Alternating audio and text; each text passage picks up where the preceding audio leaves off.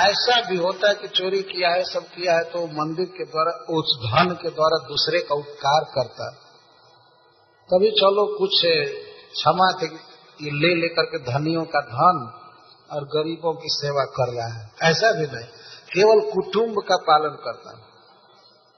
विभ्रत कुटुंबम और अशुचि, बड़ा अशुचि रहता था। अशुचि कहते हैं उसको जो स्नान आदि नहीं करता है। आजकल के लोग स्नान बहुत कम करते हैं, केवल सेंट पेंट लगा करके और चल देते हैं समाज में। दूसरे लोग समझते हैं कि स्नान करके आए। स्नान पहली शुचिता है।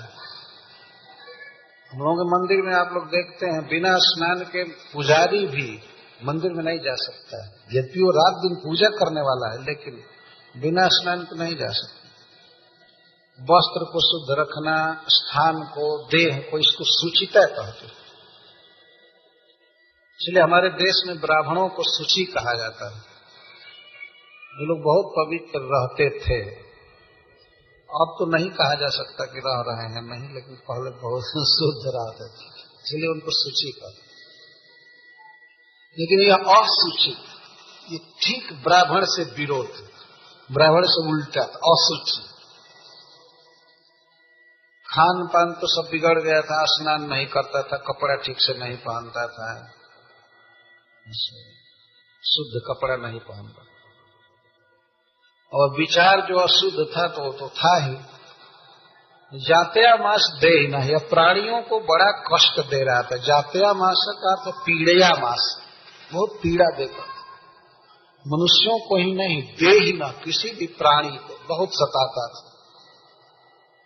इस प्रकार से अजामिल पाप करता। चार जो जीविका के इसके साधन बताए गए, वे चारों मना किए गए हैं शास्त्र में। किसी भी हालत में ऐसा नहीं करना चाहिए। संस्कृत में एक उक्ति है, एक भिक्षुक से, सन्यासी से कोई व्यक्ति पूछ रहा है,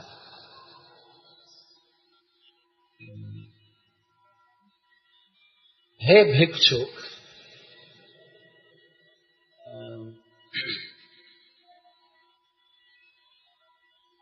आप मांस भी खाते हैं? वो मांस खाते हुए देखा गया। उस सन्यासी को कोई देखा कि मांस खा रहा है, तो वो पूछा कोई व्यक्ति की, भिक्षुक किम मांसम निषेव से, आप मांस भी खाते हैं? तो सन्यासी कहता है, लेकिन वो बिना मदिरा के मजा नहीं आता है मांस में। ओ, तो आप मदिरा भी पीते हैं? तो कहता वो पीते हैं, लेकिन वेश्या के बिना वो भी ठीक नहीं लगता। ओ, तो आप वेश्या गमन भी करते हैं? वेश्याएं तो पैसा चाहती हैं, आप पैसा कहाँ से लाते हैं? तो क्या करें, बेरोजगारी की समस्या है, बिना हत्या चोरी के पैसा मिलता नहीं है, इसीलिए वो कहते, आप ये सब कर रहे तो कह रहे क्या करें, हम भ्रष्ट है, बेरोजगार है, हम क्या करें, अब दूसरी कोई गति ही नहीं है। ये सन्यासियों की दशा है इस संसार में। मैं संस्कृत के एक श्लोक में इस बात को पढ़ा, तो इस तरह से एक बढ़ करके पाप, एक से एक बढ़ करके पाप, इस तरह से वो करते हैं लोग। तो अजामिल की चार जीविका के विषय में मैं ये उक्ति कहा, तो इस तरह प्राणियों को दुख देता था। एवं निवसतस्तस्य लालयानस्य तत्सुतान कालोत्यगान महान राजन अष्टाशीत्यायुषः समः। हे महाराज परीक्षित, एवं तत्सुतान लालयानस्य निवसतः, इस प्रकार से उसके पुत्रों को पालते पालते, किसके पुत्रों को? वेश्या के पुत्रों को पालते पालते इसके जीवन का महान काल बीत गया। तो मानो परीक्षित महाराज पूछते हैं कितना, तो कहते हैं 88 इति समा, समा माने वर्ष, 8 है और 80, 88 वर्ष उसका बीत गया, ऐसे ही काम करते थे। वो जीवन का एक बहुत लंबा काल है, लंबी अवधि है, 88 वर्ष तक इसी पाप में इसका बीत गया। कालोत्तेगान महान राजन, हे राजन, उसका बहुत काल बीत गया इस पाप में, 88 साल, 88 आयु का 88 साल बीत गया। तो तत्सुतान शब्द बड़ा महत्वपूर्ण है। सुखदेव गोस्वामी ऐसे भी कह सकते थे स्वसुतान, अपने पुत्रों को पालने में, लेकिन ऐसा नहीं कह रहे हैं, वेश्या के पुत्रों को पालने में। इससे ये सिद्ध होता है, हो सकता है कि वेश्या और लोगों से भी पुत्र उत्पन्न कराई थी, इसका अर्थ ये है। तो पता नहीं किससे किससे उसको बहुत पुत्र हुए थे, तो दूसरे के द्वारा जन्मे हुए लड़कों का भी पालन यही पंडित कर रहा था, भ्रष्ट ब्राह्मण और ये इस जीविका द्वारा कर रहा था। इसलिए तत्सुतान, तस्या सुतान, वेश्या के पुत्रों को पाल रहा था, न तो स्वसुतान। अगर इसके द्वारा जन्मे होते और उनका पालन करता तो चलो कुछ ठीक था, लेकिन तत्सुतान वेश्या के पुत्रों को पाल रहा था और उनको पालने में, लालया नस्य, उनका पालन करने में और लालन करने में इसके जीवन का 88 वर्ष गुजर गया। जवानी में आदमी से भूल हो सकती है, पाप हो सकता है, लेकिन बुढ़ापे में कम से कम भगवान की भक्ति करनी चाहिए, भगवान की तरफ ध्यान करना चाहिए। लेकिन ऐसा नहीं था। अजामिल 88 साल का हो गया, लेकिन इसमें विवेक नहीं आया। पाप करके केवल वेश्या के पुत्रों का पालन कर रहा था। एवं निवस्तः शब्द का अर्थ है कि ठीक इसी तरह से, मतलब अपहरण करना, जुआ खेलना, झूठ बोलकर धन लेना और चोरी, इसी में काम में और वेश्या के बच्चों का पालन करने में इसके जीवन का 88 वर्ष बीत गए। इस श्लोक में महाराज परीक्षित को राजन संबोधन कर रहे हैं सुखदेव गोस्वामी, संबोधन दे रहे हैं। तो मतलब हे महाराज, विचार कीजिए कितना उसका जीवन कंदम था, कितना पापी था, 88 वर्ष तक चला है। तो तस्य प्रवयसः पुत्रा 10 तेषां तु योवमः बालो नारायणो नाम्ना पित्रोश्च दैतो भृशम्। तस्य प्रवयसः, उस बूढ़ा के 10 पुत्र, उस बूढ़े अजामिल के 10 पुत्र थे। तेषां तु, उन 10 में यह अवमः, जो सबसे छोटा था, वो अभी बालह, बच्चा था, 5 वर्ष का था। क्या नाम था? नारायण नामना, नाम से नारायण, उसका नाम नारायण। और यह नारायण छोटा बच्चा पितरोश्च, अपने माता पिता का भीषम दैत, बहुत प्रिय था।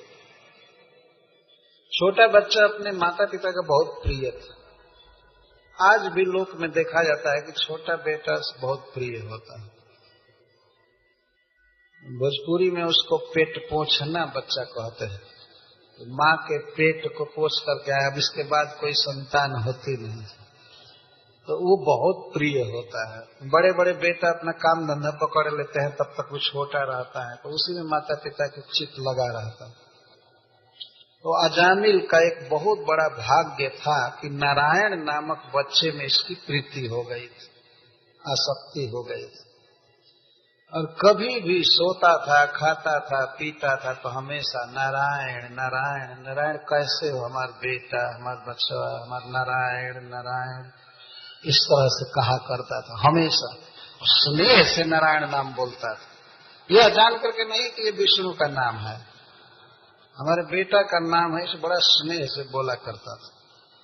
जो प्रिय होता है उसका नाम बोलने में भी बड़ा अच्छा लगता है, इसलिए हमेशा नारायण नारायण कहा करता था। जिस दिन नामकरण हुआ उस बेटे का, उस दिन ये कहा था कि नारायण मातुः अंकात् मम अंकम आगच्छ, माता के अंक से गोद से मेरे गोद में आओ। उसी समय एक बार नारायण कहने से इसके करोड़ों जन्मों का पाप नष्ट हो गया, क्योंकि अपराधी नहीं था वास्तव, ये शुद्ध पापी था, अपराधी नहीं था। अपराध भक्त लोग करते हैं, पाप साधारण जनता करती है। भगवान के नाम के बल पर पाप करना है, जानबूझ करके उस पाप करना, इसको अपराध कहते हैं। तो अजामिल अपराध बिल्कुल नहीं किया था, पाप किया था। बालो नारायण नामना, नारायण नामक बच्चा था, वो अपने माता पिता का बहुत प्रिय था। तो सबद्ध हृदय तस्मिन् अर्भके कलभाषिणी निरीक्षमाणस्तल्लीलां मुदे जरठो भृशम् सह अजामिलः तस्मिन् बद्ध हृदय। तो सह अजामिलः तस्मिन् अर्भके बद्ध हृदय। अजामिल का हृदय अपने बच्चे में बिल्कुल बंध गया था। बद्ध हृदय का अर्थ है कि उसका हृदय अब कहीं नहीं जा रहा था, अपने बच्चे के प्रेम में पड़ा हुआ था। कुछ पैसा जमा कर लिया था, अब कोई चिंता नहीं थी बुढ़ापा में, और बच्चे का पालन कर रहा था। बद्ध हृदय बहुत महत्वपूर्ण शब्द है, उसका दिल लग गया था अपने बच्चे में। क्योंकि बच्चा अर्भक था, अर्भक का अर्थ बहुत छोटा, और कलभाषिणी, और खास करके अजामिल के कान श्रवणेन्द्रिय लगे रहते थे अपने बच्चे की बोली में। जब वो पिताश्री कहता था या माताश्री कहता था, कलभाषिणी, बहुत मधुर बोलता था बच्चा। बच्चा मधुर बोलते ही है। कल का अर्थ है मधुर, भाषणी माने बोलने वाले में। तो अपने परम मधुर वचन बोलने वाले पुत्र में बद्ध हृदय बंध गया था स्नेह की डोरी से। और इस कारण से निरीक्षमाणस तल लीला, वो नारायण लीला को देखता रहता था। लीला का अर्थ बच्चा खेलता था, खाता था, गाता था, खुदकता था, तो उसको ही देखता रहता था। नारायण वास्तव में आजकल के लोगों जैसा पापी नहीं था, कभी टीवी नहीं देखा था, अपने बच्चे के कर्म को देखता रहता था। बच्चा कैसे सो रहा है, गा रहा है, आ रहा है। एक तो कल भाषणी, उसके कान लगे रहते थे कि बच्चा क्या बोल रहा है, और दूसरा उसकी आंखें लगी रहती थी बच्चा क्या कर रहा है। तल लीला निरीक्ष मारा, नितराम इक्ष मारा, बहुत देखता रहता। और जरठ था, बूढ़ा था, लेकिन फिर भी मुमुदे भृशम, बुढ़ापा में भी बहुत आनंद से था। अपने बच्चे की बोली सुन करके और उसकी लीला देख करके अजामिल बुढ़ापा में भी बहुत खुश था। मृत्यु की कोई चिंता थी नहीं। कभी कभी आदमी को मरने का स्मरण आता है तो थोड़ा दुख होता है, लेकिन ये तो नारायण लीला देख रहा था, इसको कोई दुख था ही नहीं। लीला का मतलब होता है अपनी स्वच्छंद इच्छा से बच्चे जो कार्य करते हैं वो लीला। खेलना, घूमना, बच्चे प्राय खेलते रहते हैं, घूमते रहते हैं आपस में, तो उनको इसको लीला कहते हैं। कोई भी मनुष्य अगर अपने मन में बहुत चिंता किया है, सामाजिक फोर्स है, किसी कारण से उसे अनिवार्य समझकर करना है, तो उस कर्म को लीला नहीं कहते। लीला आनंद से होती है। तो उस बच्चे के कर्म को सुखदेव गोस्वामी लीला कह रहे हैं। तल लीला मतलब नारायण की लीला को वो देखता रहता, यही उसका जीवन में काम था। बुढ़ापा में यही काम था, अपने बच्चे के वचन को सुनना और उसको देखना, छोटे बच्चे की लीला को देखना। इस तरह से वो आसक्त था, मतलब एक शुद्ध पापी था, बस अपराधी नहीं था। इस तरह से देख रहा था। और उसके इसी प्रीति का, अपने बच्चे की आसक्ति का वर्णन सुखदेव गोस्वामी कर रहे हैं। भुंजान प्रतिबन खादन बालक स्नेह जंत्रितः भोजयन पायन मूढ़ो न वेदागत मंतकम। भुंजान प्रतिबन खादन, जब कोई चीज चबाना चालू करता था, खाना चाहता था या पीना चाहता था, खाता था, तो सबसे पहले वो नारायण की याद करता था। नारायण के बिना खाए नहीं खाता था। भोजयन पायन मूढ़ो, कोई चीज खाने चलता था तो पहले नारायण को भोग लगा लेता था, पहले खिलाता था बच्चे को। जब बच्चे में इतनी आसक्ति थी और बच्चा कुछ खा लेता था तब उसको ये महाप्रसाद से भी अधिक सद्भावना से खा रहा, नहीं खाता। आज भी ऐसे लोग हैं, वास्तव में बच्चे का जूठा जूठा नहीं माना जाता है, बच्चे का खा लेते हैं।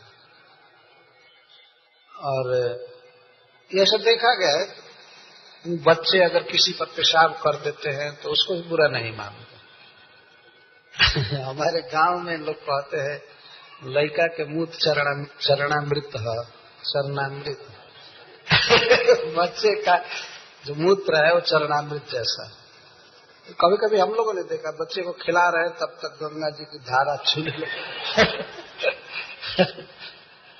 तो कोई घृणा नहीं होती है, बच्चे बच्चे। तो अजामिल खाने से पहले अपने बच्चे को खिलाता था, पीने से पहले बच्चे को पिलाता था, चाहे बीच बीच में पिलाया करता था। लो पी लो, नारायण इदम पीवा बोलता था संस्कृत, तो पंडित था।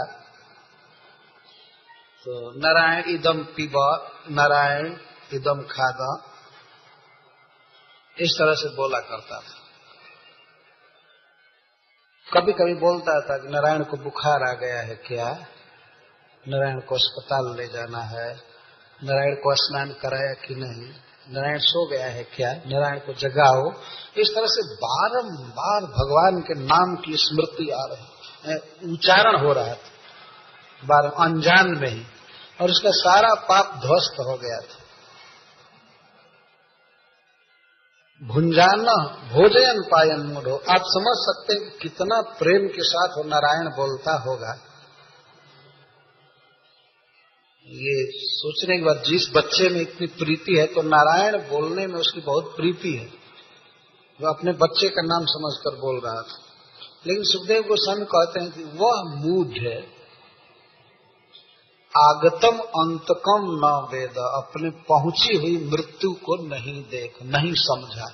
ये नहीं जानता था कि अब 88 साल की अवस्था में उसे मरना है। आदमी कुछ भी करे, अपने बच्चे को खिलावे पिलावे, कुछ भी करे, लेकिन मरना तो है ही। आगतम अंतकम, हम मृत्यु को नहीं चाहते हैं, लेकिन अंतकम, सबका अंत कर देने वाला खुद ही हमारा अंत कर देने के लिए पहुंच जाता है। पूछा गया कि कहाँ मृत्यु रहती है, तो शास्त्र में कहा गया है कि हमारे कपार पर, और केस पकड़ करके वो बैठा है मृत्यु। काल गहे कर केस, कोई दूर नहीं है, और वो घड़ी देखता रहता है कि जिस क्षण मारना है, जिस देश में, जिस काल में, जिस स्थिति में, वही मार दे। एक सेकंड भी इधर उधर नहीं कर सकते, काल इस तरह से मारता है। लेकिन इधर से मनुष्य को पता नहीं होता है। श्रीमद् भागवतम में इसका उदाहरण दिया गया है एक सांप से और चूहे से। मूषिक चूहा अपने काम धंधा में रहता है, अभी सोचता अभी इधर एक घर बना लिया, इधर एक बिल बना लिया, उस बिल में कुछ बोरा अनाज जमा करना है इधर से अनाज जमा करना है, ये करना है। तब तक कुछ बाल बच्चा भी उधर होते रहते हैं, कुछ बाल बच्चा उत्पन्न हो रहे हैं, कुछ घर बना रहे। खास करके वो अनावश्यक घर बनाया करता है। चूहे का मतलब है बिना मतलब के, ये फ्लैट खरीदो, वो खरीदो, ये करो वो हमेशा बिल बनाता रहता है। आखिर रहेगा, उसकी लंबाई बहुत नहीं होती है, छोटे से घर में भी रह सकता है, लेकिन घर बनाना और जमा करना, यही उसका मुख्य दो काम है। और ये समझ लेना चाहिए। सभी जानते हैं कि चूहे के बनाए हुए घर में सांप रहते हैं। सांप घर नहीं बनाते हैं, थोड़ा भी होल नहीं करते हैं वो, लेकिन रहते हैं घर में। बल्कि वे सांप जिस घर में जाते हैं तो चूहे को खा भी जाते हैं और वहीं रहते हैं। तो चूहा जैसे सांप को नहीं समझ पाता है अपनी मृत्यु को, वो अपने काम धंधा में बिजी रहता है। और कोई पूछे कि यार थोड़ा भगवान के मंदिर में चलिए, तो वो मुसिक महाशय कहते हैं I am very busy, I am no time, इस तरह से बोलते रहते हैं। लेकिन जिस दिन सांप भूख से जीभ लपलपाता हुआ पहुंचता है, तो सांप ये विचार नहीं करता है कि मुसिक महाशय का काम पूरा हुआ या नहीं हुआ, इनका मनोरथ अभी सफल हुआ या नहीं हुआ। वो तुरंत गप से पकड़ लेता है। और पकड़ने के बाद चूहा आवाज करता है चे चा चे चा चे चा, इस अस्पताल में, उस अस्पताल में, इस डॉक्टर के पास, उस डॉक्टर के पास। लेकिन अब ऐसी पकड़ है कि वो दवा से फिर सुधारने वाली नहीं होती और चला जाना पड़ता है। भागवत में 3 बार ये उदाहरण दिया गया है। ये हम लोगों की दशा है। वो अजामिल अपने बच्चे की लीला देख रहा था, उसकी बात सुन रहा था, खिलाना पिलाना इसी में लगा हुआ था, और तब तक मृत्यु पहुंच गया। अंतिम समय उसका आ गया मरने का। हमें सदा इस बात को ध्यान में रखना चाहिए कि हम चाहे कुछ भी खा रहे हैं, पी रहे हैं, टेलीविजन देख रहे हैं, लेकिन मरना लिखा हुआ है और हम लोगों को तो कोई पता नहीं है कि कब मरना। अजामिल तो 88 वर्ष पार कर गया है लेकिन और किसका ठिकाना है कब मृत्यु आ जाए। तो बहुत सावधान होना चाहिए, भगवान की भक्ति कर लेनी चाहिए। लेकिन यहाँ अजामिल के लिए सुखदेव गोस्वामी कहते हैं मूढ़, मृत्यु को नहीं समझने वाला, अपने स्वरूप को नहीं जानने वाला, पुत्र में आसक्त, वह मूढ़ है। आगतम अंतकम न वेद, पहुंचे हुए मृत्यु को नहीं समझ पाया। कम से कम बूढ़े लोगों को ये जान लेना चाहिए कि अब मरना है ना। जवान भले न देख पावे, वो अंधा होता है, लेकिन बूढ़े को जरूर देख लेना चाहिए कि अब तो बिल्कुल निकट में मृत्यु आ गई। अजामिल नहीं देखा। स एवं वर्तमानोज्ञो मृत्यु काल उपस्थिते मतिम चकार तनये बाले नारायणा हुए। इस प्रकार से अपने पुत्र की ममता में पड़ा हुआ वह अजामिल अज्ञ, जो अपने स्वरूप को, भगवान को या मृत्यु को नहीं जान रहा था, मृत्यु काले उपस्थिते अपि तनये बाले मतिम चकार, मृत्यु काल उपस्थित होने पर भी वह अपने पुत्र में ही मति लगाया था। उसका मन पुत्र में लगा था। लेकिन भाग्य की बात थी कि किस पुत्र में मन लगा था? नारायण आह्वये। आह्वा का अर्थ होता है नाम। जिसका नाम नारायण था उस पुत्र में उसका मन लगा हुआ था। तो जब मन लगा हुआ था मृत्यु के समय, तो इसका अर्थ है कि उस समय भी वो रो रहा था और ये सोच रहा था कि हाय नारायण का संग छूट जाएगा, नारायण का संग छूट जाएगा। वो रो रहा था, नारायण नारायण बोल रहा था प्रेम में लड़के। मृत्यु काले उपस्थित। जैसा मैं पहले कहा कि मनुष्य भले विचार करे या न करे, लेकिन मृत्यु काल उपस्थित हो जाता है। उपस्थित है, उप का अर्थ होता है निकट, स्थित का अर्थ होता है सिचुएटेड। जो बिल्कुल निकट आ जाए उसको उपस्थित कहते हैं। संस्कृत में उप का अर्थ होता है बिल्कुल निकट। मृत्यु का समय उपस्थित हो गया, बिल्कुल निकट आ गया। मृत्यु काले उपस्थित है। तो वैसी दशा में साधक का क्या कर्तव्य है? सुखदेव गोस्वामी ने बताया है 2 स्कंध में कि जब व्यक्ति समझ ले कि हमारा मृत्यु काल निकट आ गया है, तो उसे अपना घर छोड़ देना चाहिए और किसी तीर्थ में, वन में चले जाना चाहिए, गंगा जी के किनारे या किसी वन में, वृंदावन आदि में, चले जाना चाहिए और वहां भगवान का ध्यान करते हुए शरीर त्यागना चाहिए, भगवान की भक्ति करते हुए। तो घर में मरने पर क्या होता है कि एक तो पहले से ही ममता है और उस समय कोई भेंट करने आता है, कोई अपनी पुत्री आती है, अपना दामाद आता है या अपना बेटा और पुत्र वधू, तो उनका मुख देख करके मरते मरते आदमी और ममता में पड़ जाता है, उन्हीं का चिंतन करते हुए मरता है। और हम लोगों ने देखा है कि कोई मरने की स्थिति में हो जाता है तो बुलाता है अपने संबंधियों को, इसको बुलाओ उसको बुलाओ, सबसे भेंट कर लें और मर कर नरक में जाए। क्या जरूरत है, जिंदगी भर तो भेंट किया ही है, वो अंत में भगवान से भेंट करना चाहिए। वास्तव में मरना भलो विदेश में जहां न अपनों कोय, माटी खाए जनावरा महा महोत्सव हो। विदेश में मरना चाहिए, विदेश का मतलब अपने घर से बाहर, भारत में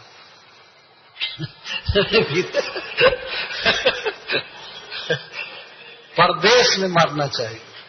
वास्तव में अपना घर जो होता है उसमें बहुत ममता होती है स्वजनों में, लेकिन अजामिल ब्राह्मण वंश में जन्म लेकर भी मरते समय अपने बच्चे की ममता में ही पड़ा था। मतिन चकार, मति लगाया था, मति उसकी लगी हुई थी नारायण नामक पुत्र में। जब मृत्यु काल उपस्थित हुआ तो उसने देखा, सपास हस्तान त्रीन दृष्ट्वा पुरुषान अतिदारुणान वक्रतुंडान ऊर्ध्वरोमण आत्मानम नेतुमागतान। उसने देखा कि उसको ले जाने के लिए, आत्मानम नेतुम, उस अजामिल को ले जाने के लिए 3 भयानक पुरुष आए हैं। जमराज के 3 दूत आते हैं एक व्यक्ति को ले जाने के लिए। बताइए, एक को 3 व्यक्ति मारते पीटते हुए ले जाते हैं, कितना मारते होंगे।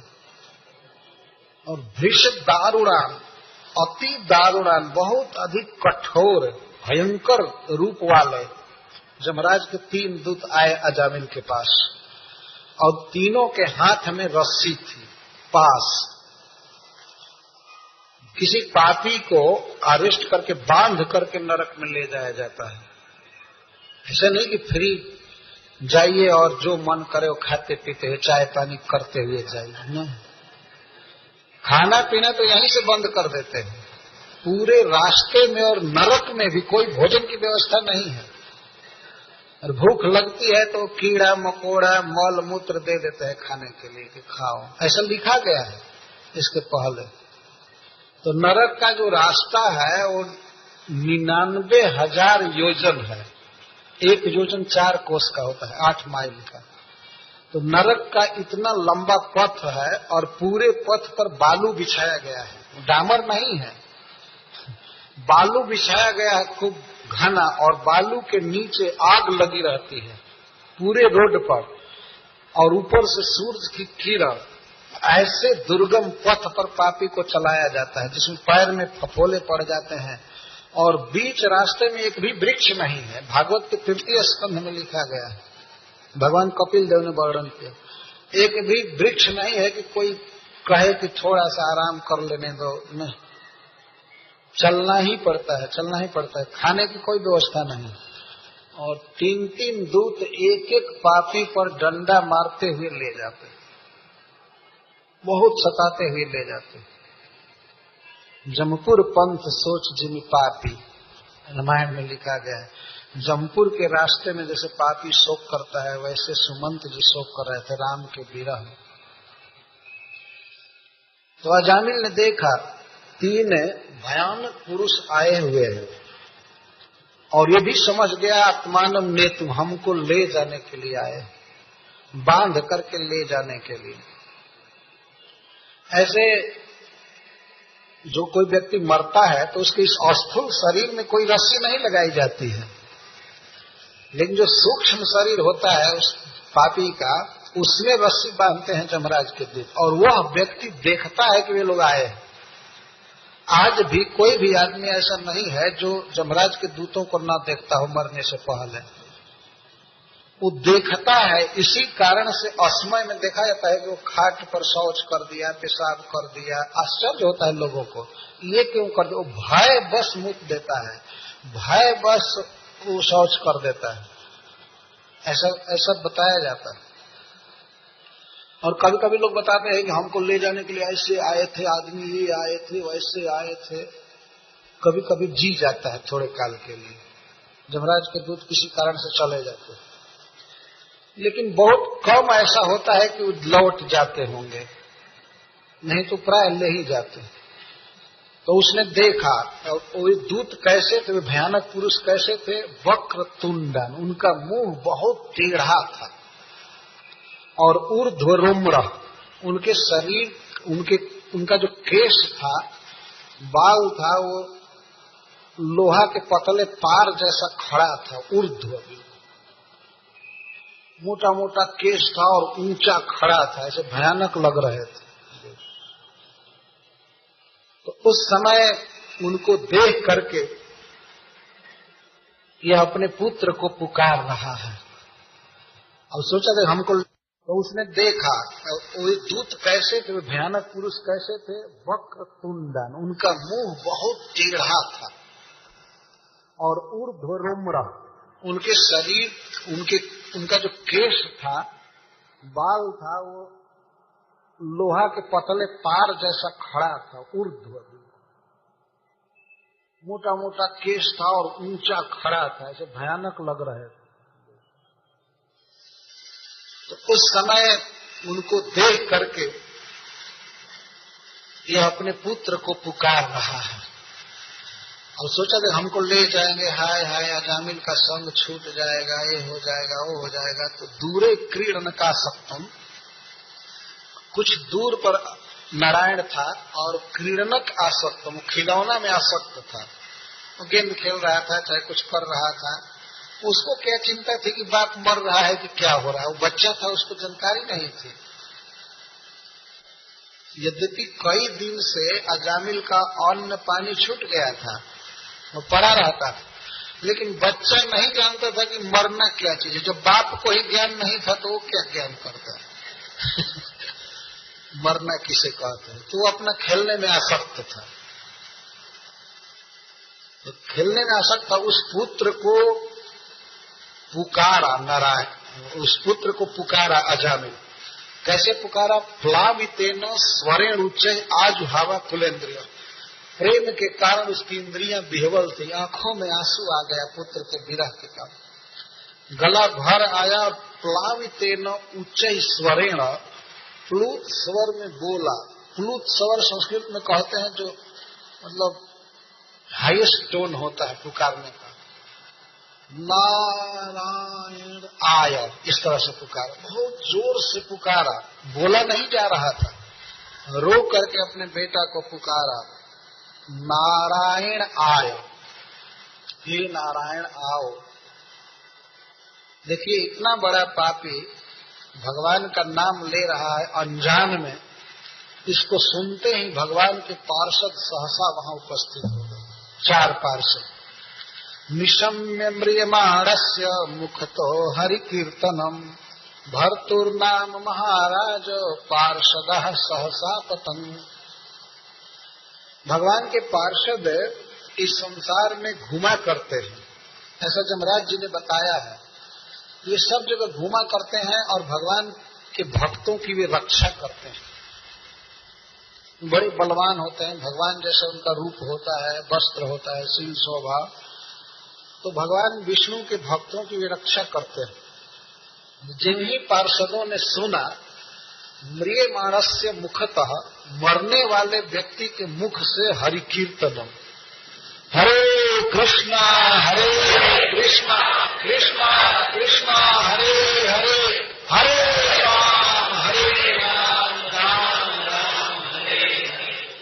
तो उन्होंने सुना तो सबसे पहले ध्यान गया पार्षदों का, भर्तुर नाम, हमारे भरतार का, हमारे स्वामी का नाम ले रहा है, हमारे प्रभु का नाम ले रहा है। और यह सोच करके सहसा आपतन, अकस्मात उपस्थित हो गए। 4 दूत थे भगवान के और चारों बहुत बलवान, उनके हाथ में गदा, शंख, चक्र आदि हथियार थे। और आते ही उन्होंने कहा, जल्दी हटो हटो यहाँ से, हटो नहीं तो हम जान से मार देंगे।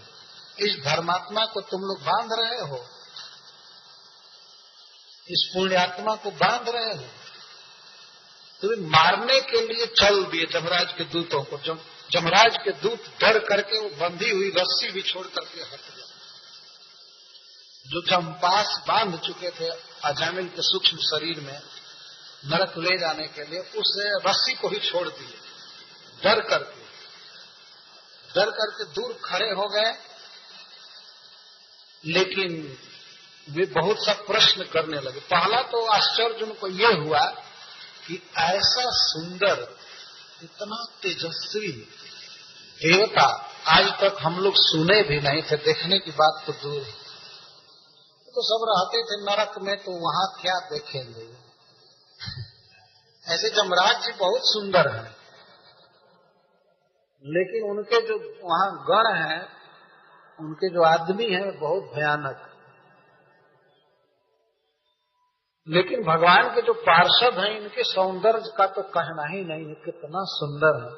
भगवान के समान सुंदर लगते हैं। कभी कभी तो भ्रम हो जाता है कि ये भगवान है कि पार्षद है। कौन से मिलाते हैं कि भृगु जी का चरण चिन्ह नहीं है और श्रीवत्स रेखा नहीं है और कौस्तुभ मणि जैसा मणि नहीं पहने, बस इतना ही अंतर है। बाकी शारीरिक सौंदर्य में बिल्कुल भगवान जैसे लगते हैं। जिनको सारूप्य मुक्ति मिली है बिल्कुल भगवान जैसे रहते हैं और शील स्वभाव भी ऐसा है। तो उन पार्षदों ने सुना कि हमारे स्वामी का नाम बोल रहा है, तो वे आ गए। विकर स्वतंत्र हृदया दासी पति अजामिलम जम प्रेष्यान विष्णुदूता वारया मासुरोजसा। अंतर हृदय के बीच से दासीपति अजामिल को वे बांध करके विकर्षण तक खींच रहे थे। इसका अर्थ ये है कि जो ये आत्मा है सूक्ष्म शरीर में बंधा रहता है, वह इस स्थूल शरीर को छोड़ना चाहता नहीं है। ये तो प्रकट है कि कोई भी आदमी मरना नहीं चाहता है ना। लेकिन जमराज के दूत इसको विशेषण कर्षण तक खींचते हैं। आत्मा को अंतः हृदय से खींचते हैं। आत्मा हृदय में रहता है और भगवान भी यहीं रहते हैं। सर्वस्व चाहम हृदय सन्निविष्ट ईश्वर सर्वभूतानां हृदय से अर्जुन तिष्ठ। हृदय से, हृदय प्रदेश में परमात्मा रहते हैं और परमात्मा के साथ साथ जीवात्मा भी रहता है।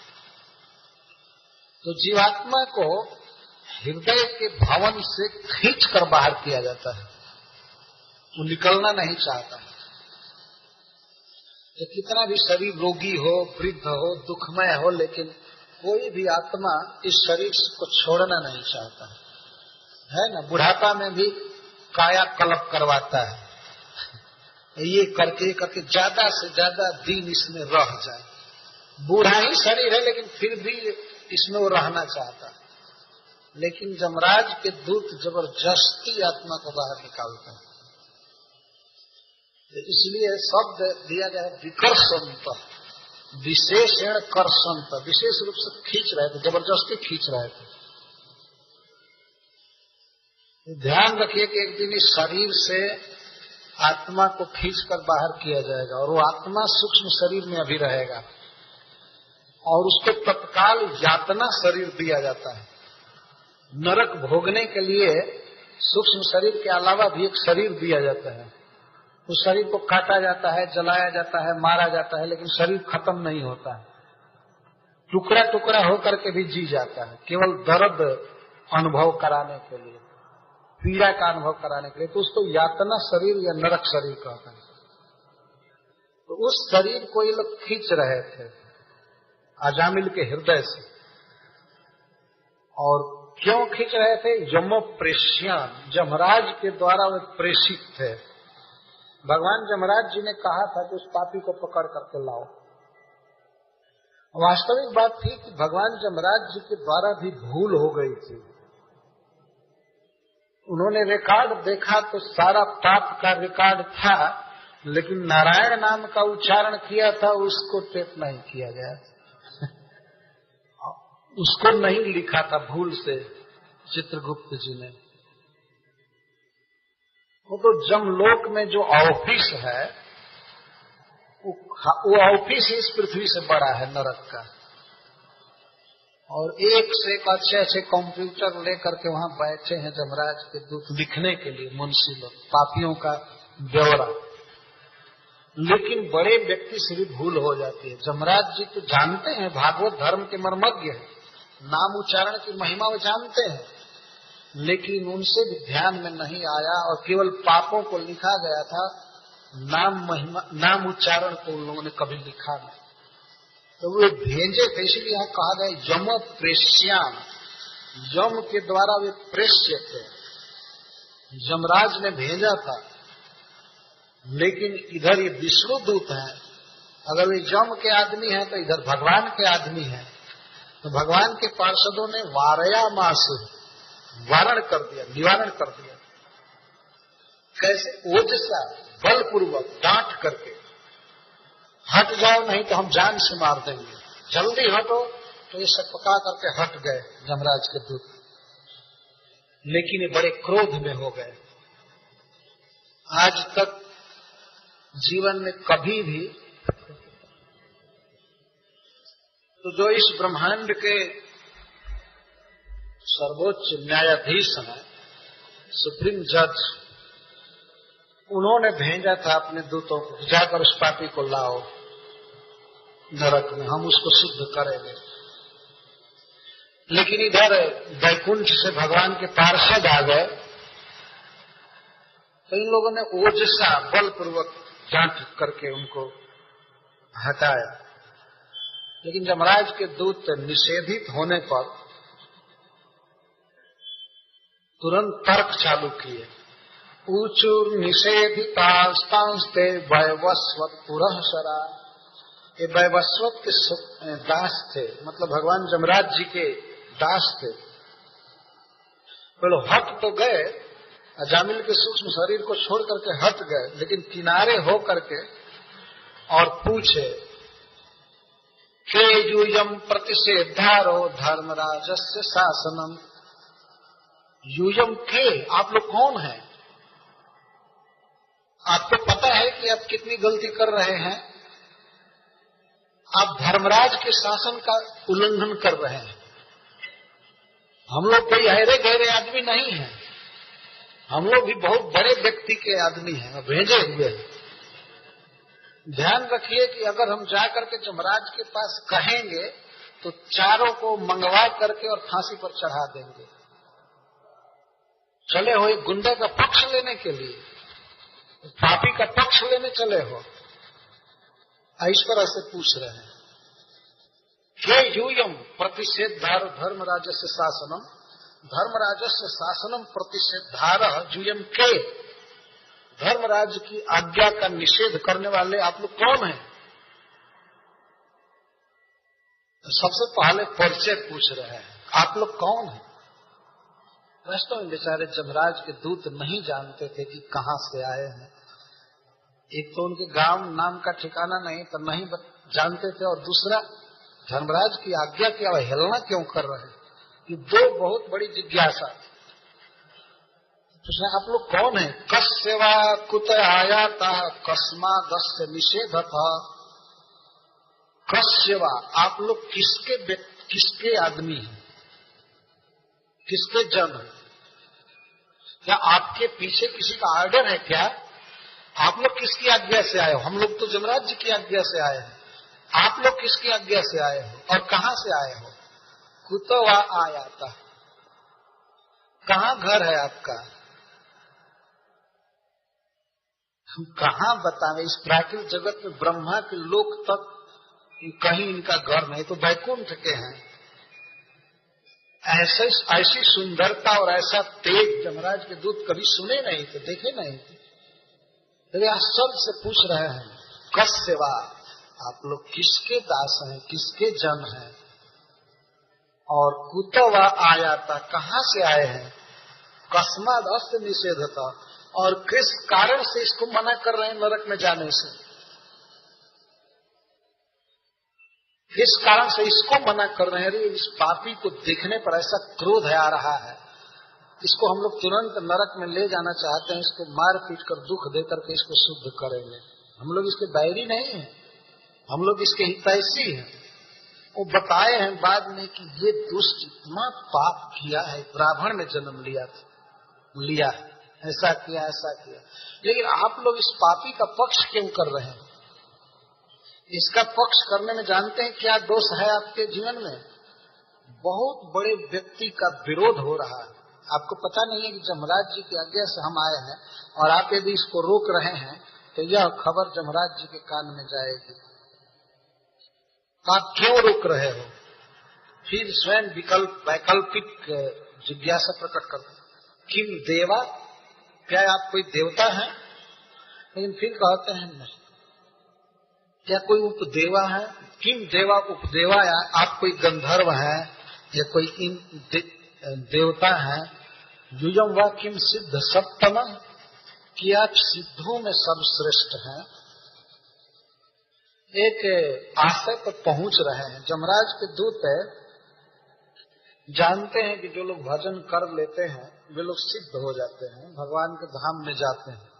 एक बार इनके मन में एक जिज्ञासा आ रही है, क्या आप लोग भगवान कृष्ण के भक्त हैं क्या, जो उनका धाम प्राप्त कर चुके हैं? सिद्ध कहते हैं, जो साधना करके सिद्ध हो गए। तो ध्यान रखना चाहिए कि इस पृथ्वी से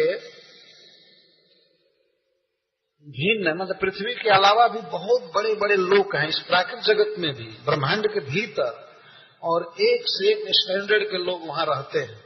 उनका शरीर बहुत तेजस्वी, बहुत सुंदर होता है, उनका वस्त्र बहुत सुंदर होता है, और उनका स्वभाव, ज्ञान, आयु सब कुछ बहुत अधिक होता है। यमराज के दूतों को इस बात का पता है, इसलिए भगवान के पार्षदों का सौंदर्य और उनका तेज देख करके पूछते हैं, क्या आप देवता हैं या उपदेव हैं, कोई गंधर्व आदि हैं, अथवा आप भगवान के पार्षद तो नहीं हैं? इस तरह से प्रश्न कर रहे हैं। ये अंतिम प्रश्न के अनुसार वो हैं वास्तव में, लेकिन सबसे बड़ा प्रश्न है कि कस्माद अस्य निषेध था, इसका निषेध क्यों कर रहे हैं? नरक आनयन में इसका विरोध क्यों कर रहे हैं? और क्षमा करना, हम लोग आपको नहीं जानते हैं, और आप लोगों का शरीर इतना सुंदर है, तो इससे हम सहज अनुमान करते हैं कि आप लोग बहुत पुण्यात्मा जीव हैं, आप लोग बहुत बड़ा बड़ा धर्म किए होंगे, पुण्य किए होंगे, इसलिए आप लोगों को इतना सुंदर शरीर मिला है। लेकिन क्षमा करेंगे, हम ये पूछना चाहते हैं कि इतना सुंदर होते हुए भी आप लोगों का स्वभाव इतना कंडम कैसे हो गया? इस तरह से यदि एक पापी को आप लोग छुड़ा देते हैं, यह समाचार सारे ब्रह्मांड में जाएगा तो लोग खुल करके पाप करेंगे कि चलो अब पापी लोग भी नरक में नहीं जा रहे हैं, है ना? इसका मतलब एक कंपनी है जो पापियों को प्रश्रय दे रही है। कोई ऐसा प्रचार हो जाएगा। तो तुझे कस्मा दस से निषेध होता, ये आपका कोई अपना रिलेटिव है क्या? किस कारण से इसको आप लोग मुक्त कर रहे हैं, इसको छुड़ा रहे हैं? क्या बात है? और इस काम को लोग बहुत गलत कर रहे हैं। ये काम बहुत गलत। मान लीजिए आज पुलिस किसी क्रिमिनल को पकड़ करके जेल ले चले और दूसरा कोई गुंडा आकर के कहे नहीं, पुलिस के लोगों को ही मार करके छुड़ा ले, तो कितना उटपटांग बात होगी। तो इस तरह से जो सुप्रीम जज हैं, जिनके शासन से सब लोग शुद्ध होते हैं, जिनका शासन सारे ब्रह्मांड में है, वैसे जमराज जी की आज्ञा का उल्लंघन आप क्यों कर रहे हैं? इतना सुंदर शरीर पा करके इतना गलत स्वभाव आपका कैसे हो गया? ये आश्चर्य हो रहा है। और सुंदर शरीर मिलता है किसी को, तेजस्वी शरीर मिलता है पूर्व के पुण्य से, तो पहले के तो आप सभी धर्मात्मा मालूम पड़ते हैं, लेकिन ये कौन सा काम उठा लिया पापियों को छुड़ाने का? पापियों को छुड़ाने का मतलब यह है कि आप लोग पाप करने में सहायक हो रहे हैं।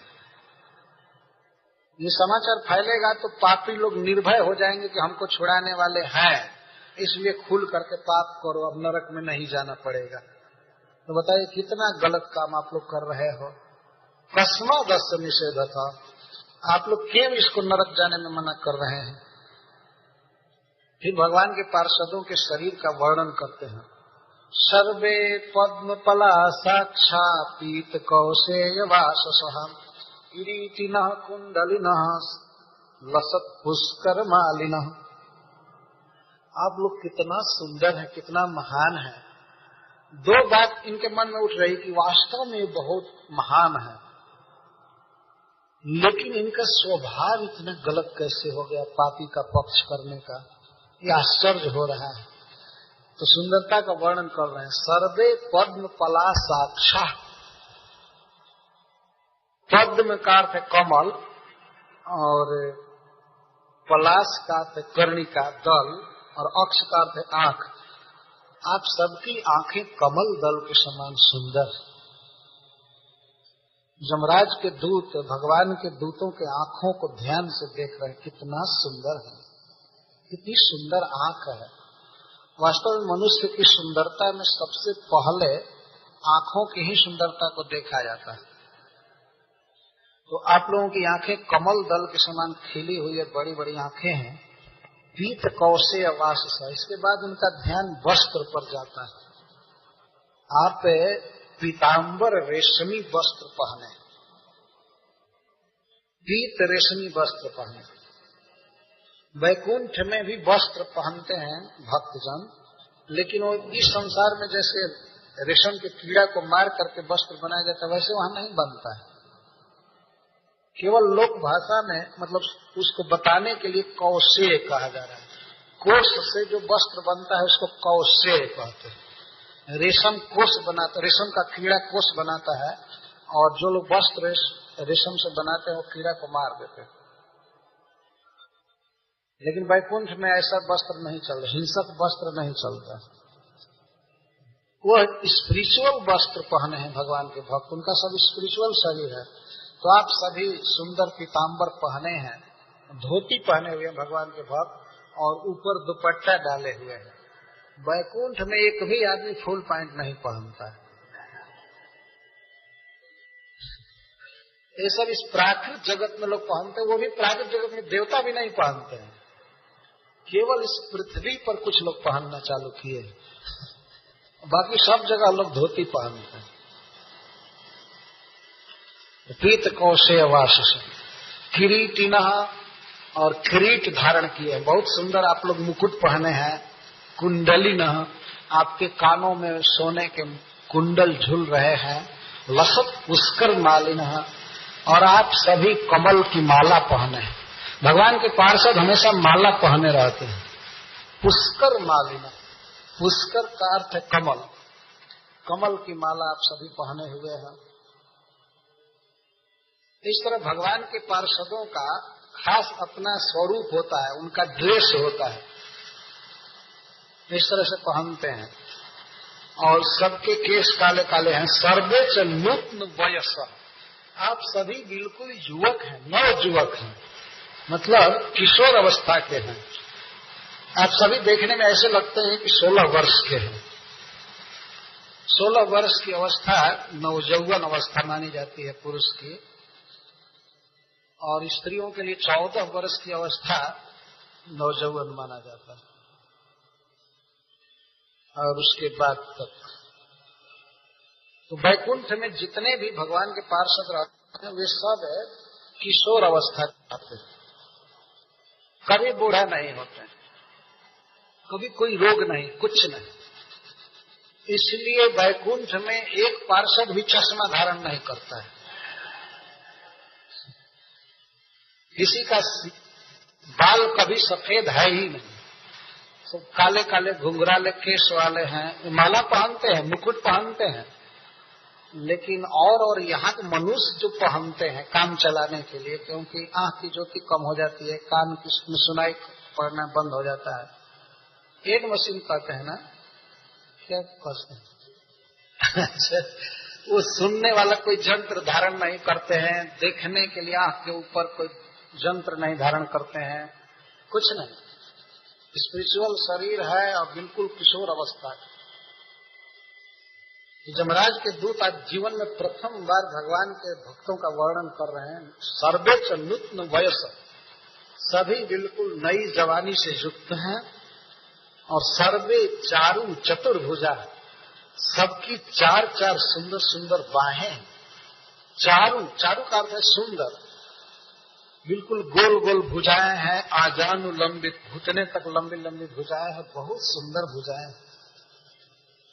चारु चतुर्भुजा, धनुर निशंगासी गदा शंख चक्रम भुजश्रिय, और आप सभी धनुष लिए हैं, निशंग तर्कस लिए हैं, तलवार, गदा, शंख और चक्र तथा अम्बुज श्रिय, एक एक हाथ में कमल लिए। चार चार भुजाएं हैं भगवान के पार्षदों की। तो सभी लोग सब अस्त्र धारण नहीं किए हैं, कोई शंख लिए है, कोई चक्र लिए है, कोई तलवार, कोई निशंग, कुछ कुछ बदल करके।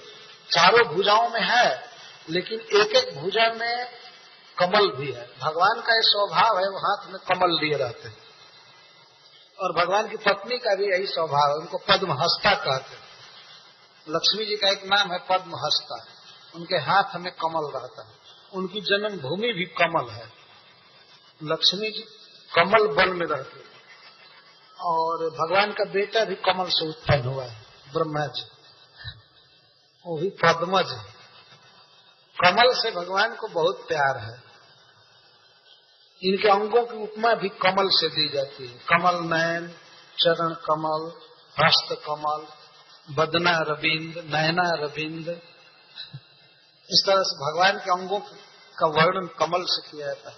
यदि कमल है प्राकृत वस्तु है, कुछ ही क्षणों में मुरझा जाता है, विद्रूप हो जाता है, लेकिन फिर भी इस संसार में कमल से बढ़कर के सुंदर सुगंधित वस्तु कोई नहीं है। अतः भगवान के दिव्य अंगों की उपमा, दिव्य अंगों की तुलना कमल से की जाती है। लेकिन कमल से भी कोटि कोटि गुना भगवान सुकुमार हैं, सुंदर हैं, और उनका अंग सुगंधित है, ये समझ लेना चाहिए। लेकिन हम मनुष्यों के लिए कमल के अलावा और कोई वस्तु नहीं जिसे उपमा देकर समझाया जाए। तो भगवान जैसे हैं वैसे भगवान के पार्षद वे हाथ में लिए रहते हैं। भक्तों को बचाने के लिए वे शंख, चक्र, तलवार, ढाल भी लेकर के चलते हैं। लेकिन चूंकि वे भगवान के पार्षद हैं, इसलिए भगवान के हाथ से जो कमल इनको मिलता है उसे भी लिए चलते हैं प्रसाद हमेशा। और वह कमल कभी मुरझाता नहीं है, कभी फीका नहीं होता। हम लोग भी जब वैकुंठ जाएंगे तो इसी तरह का शरीर मिलेगा, दिव्य, और कहीं भी आ जा सकते हैं क्षण में, कहीं भी कुछ भी। भगवान के भक्तों की रक्षा करें। जब भगवान के पार्षद इस जगत में आया करके नाम का उच्चारण करने, नामाभास उच्चारण करने वाले की रक्षा करते हैं, तो क्या वे पार्षद भगवान के धाम में से और भक्तों को भगाएंगे कभी? सोचने की जो बात है। जो यहाँ आ करके रक्षा करते हैं, वहां पहुंचे हुए को कभी ये बाहर जाने देंगे? उसे विचारणीय बात है। अतः मनुष्य को वैकुंठ का स्वभाव जान लेना चाहिए। तो यहाँ पर भगवान के भक्तों का वर्णन किया जा रहा है, और जमराज के दूत जो बहुत बड़े व्यक्ति के द्वारा भेजे गए हैं, जमराज जी के द्वारा, वे लोग जिज्ञासा कर रहे हैं, आप लोग कहाँ से आए हैं, किसके व्यक्ति हैं? तो हम लोगों को तो इसका उत्तर समझना चाहिए, वे बैकुंठ से आए हैं। बैकुंठ बिहारी श्री नारायण के पार्षद। कई, जैसा मैं कहा कि कई ग्रेड के जीव इस जगत में हैं, और इस जगत से परे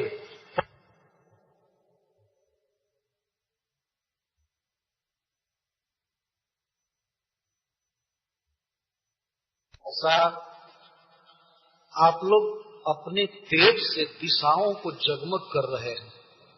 आपकी उपस्थिति के कारण यह कन्नौज नगरी जगमगा रही जहाँ अजामिल था वो नगर जगमगा रहा। दिशो भी तिमिरा लोका कुर्बंत स्वेन तेजसा। आप चारों के शरीर से ऐसा तेज निकल रहा है कि समस्त दिशाएं वितिमिर हो रही है, बिना तिमिर के, बिना अंधकार के हो रही है, प्रकाश छा रहा है चारों तरफ। ऐसे हैं भगवान के पार्षद। फिर भगवान कितने तेजस्वी होंगे। कोई है संसार में ऐसा तेजस्वी कि किसी अंधकार भरे कोठरी में बंद कर दीजिए और उसके देह से प्रकाश निकल जाएगा? कोई है? एक से एक सुंदर लोगों को ला करके रखना चाहिए अंधकार भरे कोठरी में, और कहना चाहिए इसमें बॉल जलाने की कोई जरूरत नहीं है, क्योंकि इसमें चंद्रमुखी है और इससे प्रकाश फैल जाएगा। ऐसे बड़े बड़े संस्कृत के कवियों ने, चाहे लोक भाषा के कवियों ने, स्त्री के मुख की उपमा चंद्रमा से दिया। मुख का वर्णन करते हैं तो कहते हैं चंद्रमा जैसा है, लेकिन 1 इंच प्रकाश नहीं दे सकता। इस चंद्रमुख को जरूरत हो जाती है दीपक की, टॉर्च की, है ना देखने के लिए। तो यह केवल शब्द भर है, वास्तव में कोई तथ्य नहीं है। परंतु जमराज के दूत साक्षी में कहते हैं कि आप लोगों के देह से इतना प्रकाश निकल रहा है कि दिशाओं का अंधकार दूर हो रहा है। इसका अर्थ है कि अजामिल रात में मर रहा था, दिशाओं में अंधकार छाया हुआ था, और जमराज के दूत तो अंधकार का लाभ उठाते हैं, वो अंधकार में ही आते हैं मारने के लिए। तो उस रात में भी समस्त दिशाओं का अंधकार दूर हो रहा था भगवान के भक्तों के देह की ज्योति से। कितना तेजस्वी देह है। वितिमिर और आलोका दोनों शब्द का प्रयोग कर रहे हैं।